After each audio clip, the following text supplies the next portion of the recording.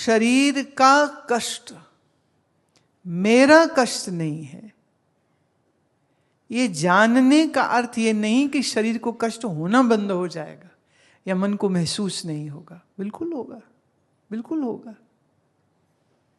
पर जैसे कुछ लोग होते हैं, उनकी पीड़ा को धारण करने की शक्ति ज़्यादा होती और कईयों की बिल्कुल कम। आपने, मुझे याद आता है, एक डॉक्टर वो मुझे बता रहे थे कि जब वो इंटर्नशिप कर रहे थे हॉस्पिटल में, तो उनके ईआर में एक गांव का आदमी आया, खून से लथपथ, उसकी बांह कटी हुई है और दूसरे हाथ से वो अपनी कटी हुई बांह उठा के लाया और डॉक्टर को कहते जोड़ दोगे इसको। अब उसका खेत पता नहीं कहाँ था, 15, 20, 50 किलोमीटर दूर। बड़ा अजीब सी बात है, कैसा आदमी था ये। वो घास काटने वाला, वो उसको जो मशीन होती है, टोक्का बोलते जिसे, तो वो घास डाल रहे थे, एक हाथ से इधर से चला रहा था, तो हाथ ज़्यादा अंदर चला गया, उसकी उंगलियां कट गई। तो वो खुद उंगलियां कटी हुई उठा के हॉस्पिटल पहुंच गया और कहता डॉक्टर साहब जोड़ दो।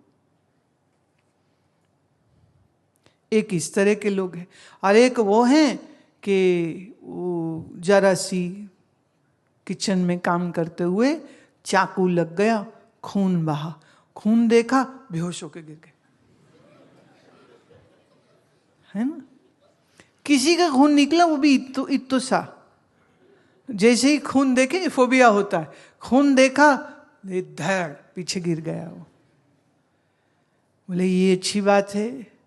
एक मरीज को देखने गए थे, उनकी सर्जरी हुई थी, तो उनका बेटा अंदर आया, वो बाप के ऐसे वो पॉलिप्स की, नोज पॉलिप्स की सर्जरी थी, तो वो पट्टी पर थोड़ा सा खून था, वो आया, खून देखा, वहीं गिर गया। अब उसकी माँ कहती ले मैं पति को संभालूं कि इसको संभालूं। फिर डॉक्टर बुलाए, नर्स बुलाया, उसको उठाया। अभी इतना भी वो देख नहीं सकते। एक वो है जो इंजेक्शन लगवा लेते मजे से, कोई बात ही नहीं है, और एक वो उनको सुई दिख जाए। मेरे एक जानने में है, वो गिर गया, टेटनस का इंजेक्शन लगना था, वो डॉक्टर के ले गए क्लिनिक में। जैसे ही उसने देखी ना इंजेक्शन कि वो सुई जैसे ही, जो वो चीखा। डॉक्टर ने माँ को कहा पकड़ो इसको। जब तक वो पकड़ते, लड़के ने डॉक्टर के थप्पड़ मार दिया। डॉक्टर ठहरा पंजाबी, में थोड़े ना, उनने 4 आगे से लगाई और 5वें में उसने सुई लगा दी। 2 गाली देके कहा खबरदार, तेरी ये हिम्मत, तूने मुझे थप्पड़ कैसे मार दिया। और वो इतना डर गया कि घबराहट में डॉक्टर को ही पीट दिया। शक्ति सबकी अलग अलग, सहन शक्ति सबकी अलग अलग होती है। हम ये कह सकते हैं कि किन्हीं ज्ञानियों की शक्ति बहुत ज्यादा है, तो वो बहुत कुछ सहन कर जाते हैं।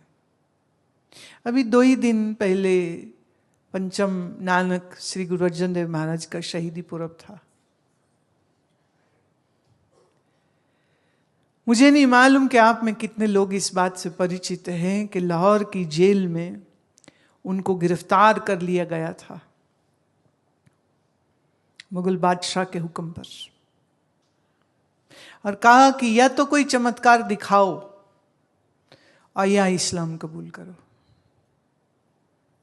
उन्होंने स्वीकार नहीं किया, तो तपती हुई धूप में एक चूल्हे के ऊपर, बड़े से चूल्हे के ऊपर बड़ा सा तवा रख दिया गया और उस तवे पर उनको बैठाया गया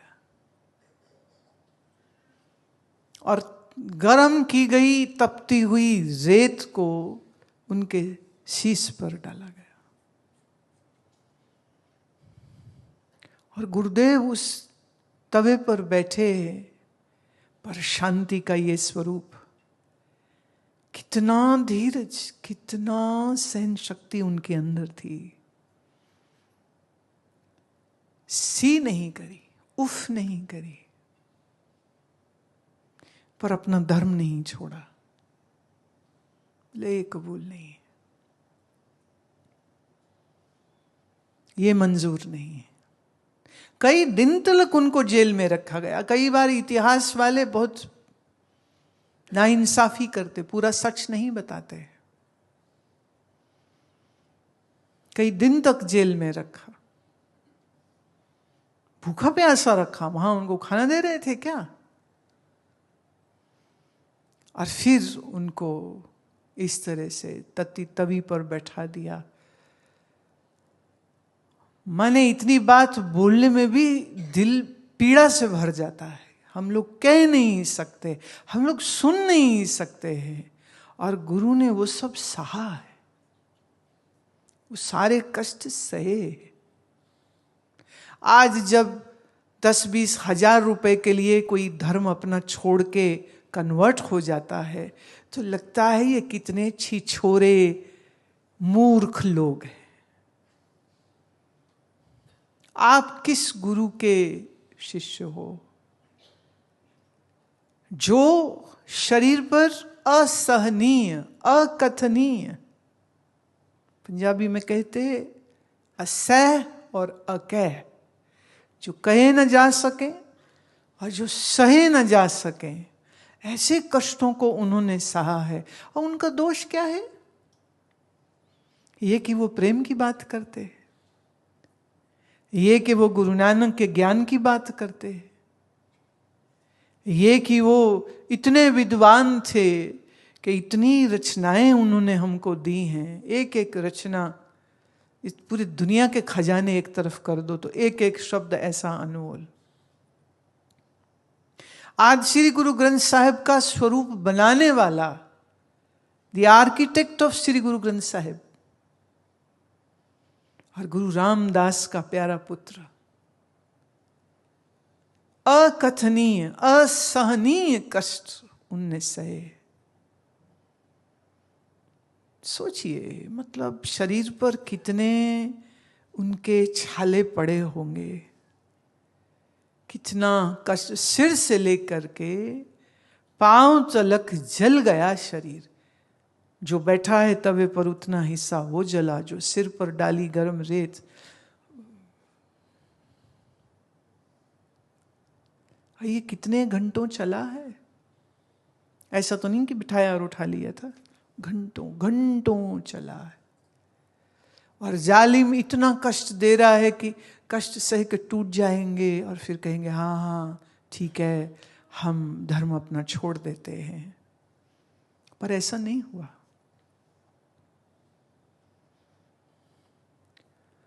और उस शरीर में, उस घायल शरीर में, उस तकलीफ से भरे हुए शरीर के अंदर से आह नहीं निकली है।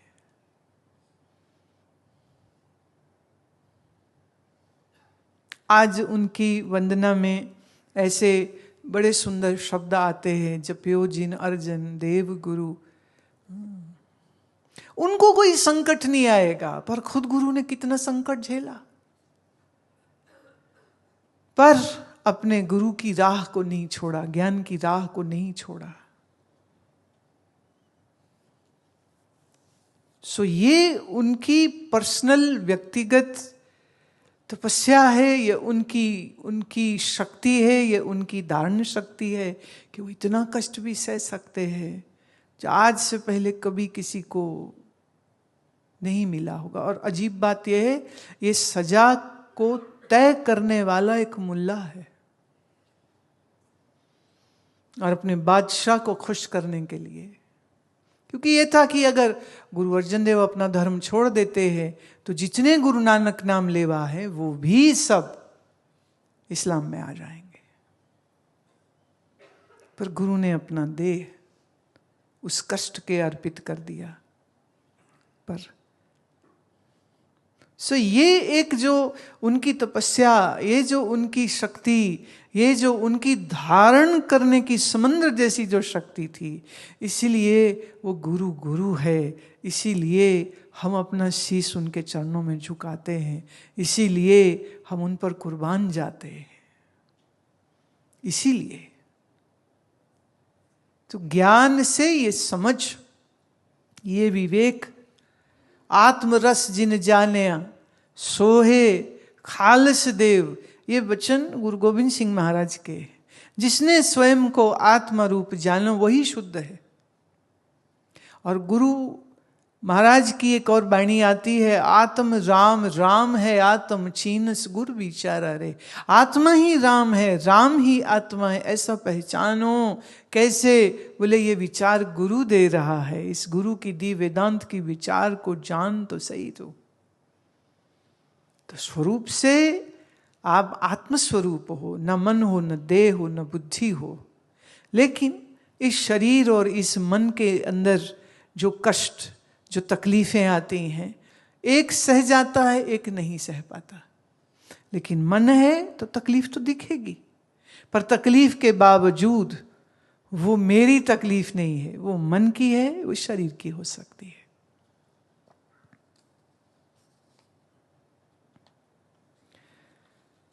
Jyoti Ubriani has a question. During mantra chanting, I do breathing of 5 in and 10 out, but while doing one mala, how many times deep breathing should be done? Only once before starting mala or in between also? And where should be the focus?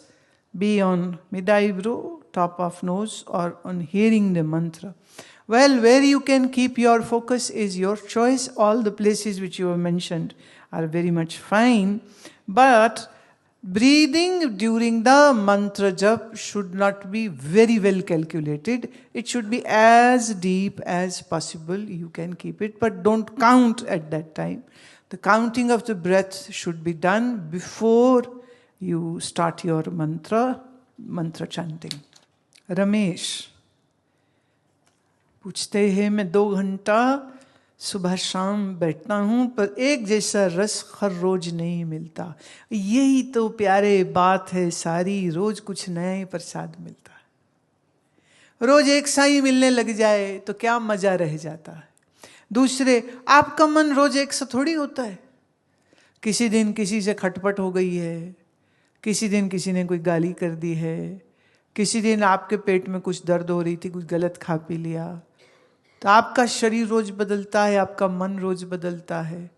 इसलिए आपका मन और शरीर कैसा है, उस दिन वैसा आपकी मन के अंदर अनुभूति आती है। गहरी अनुभूति के लिए सब कुछ ठीक होना चाहिए। मुश्किल ये है, रोज सब कुछ ठीक कहाँ होता है। कुछ ना कुछ ऊपर नीचे रोज होगा।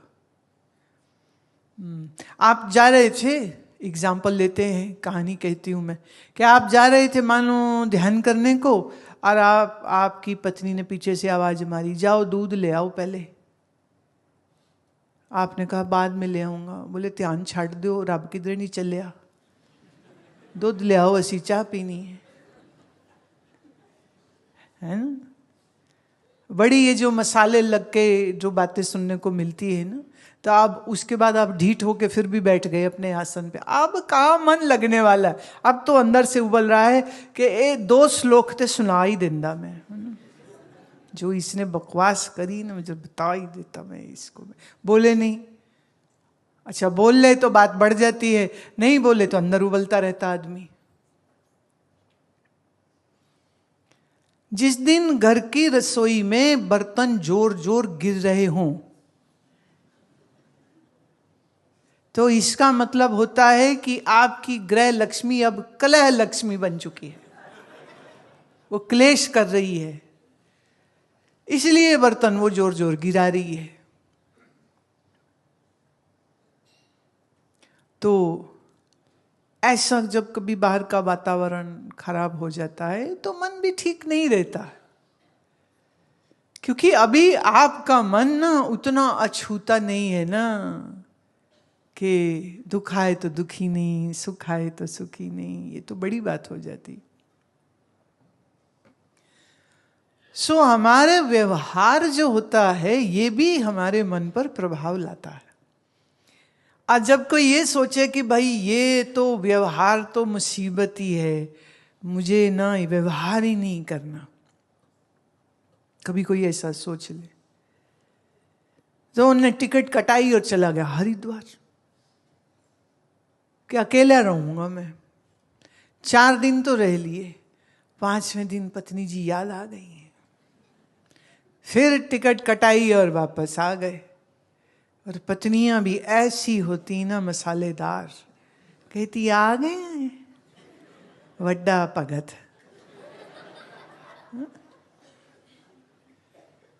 क्योंकि वैराग्य उतना अच्छा होता नहीं ना जब पक्का, तो फिर क्या है, ऊपर नीचे हालात कुछ ना कुछ हो जाते हैं, परिस्थितियां कुछ हो जाती है।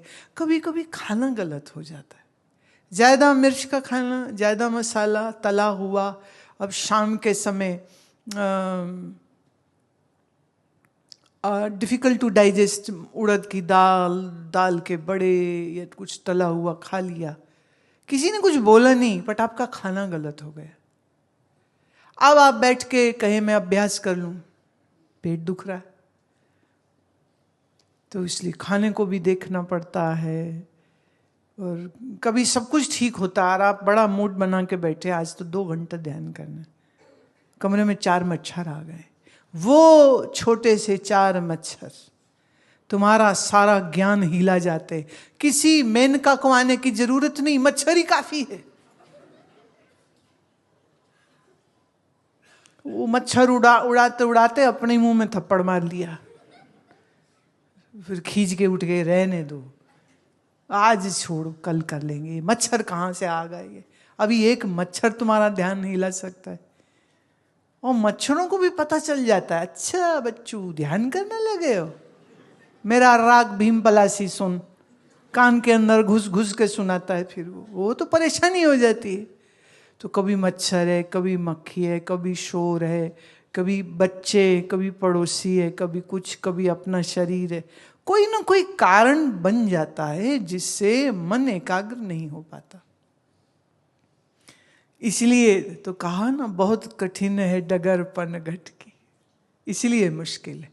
सब चीज को ठीक रखना ऐसे ही नहीं। कोई प्रेमी गहन साधना में जो उतरने का इच्छुक है, जिसकी परिवार की अब कोई जिम्मेदारी नहीं है, वो फिर चुनता है कि मैं एकांत में रहूं जहां बाहर की एंगेजमेंट कम होती है, तो फिर वो अपनी परिस्थिति को कंट्रोल कर सकता है। क्या खाना है वो चुनेगा, क्या कब बोलना है नहीं बोलना है, कब बात करनी नहीं करनी है। तो ये फ्रीडम अगर कोई बना सके, ऐसा हालात अपने आसपास अच्छा कर सके, तो फिर तो कहीं भी आप साधना करो मन लग जाएगा। पर रोज एक सा ही मन नहीं है, एक सा ही रोज शरीर नहीं है, सब चीज बदल जाती है। इसलिए जो बदल जाए तो उस परिवर्तन को देखे, क्योंकि जो देखने वाला है वो तो वही का वही है, उसमें तो कोई चेंज नहीं है। तो अपने साक्षित्व पर दृष्टि रखिए। मन पर क्यों रखना, मन कभी शांत होगा, कभी नहीं भी होगा। पर मन की अशांति से तुम्हारा स्वरूप थोड़ी बदल जाएगा, तुम तो वही के वही रहोगे। जैसे एक एग्जाम्पल देते हैं, अगर आपके घर में कोई टेबल लैंप आप इस्तेमाल करते हैं, अब उस लैंप के ऊपर आपने लाल कपड़ा दे दिया तो रोशनी हो जाएगी लाल, आपने पीला कपड़ा दे दिया तो रोशनी हो जाएगी पीली, नीला दे दिया तो रोशनी हो जाएगी। रोशनी नीली हो जाएगी कि नीली दिखेगी?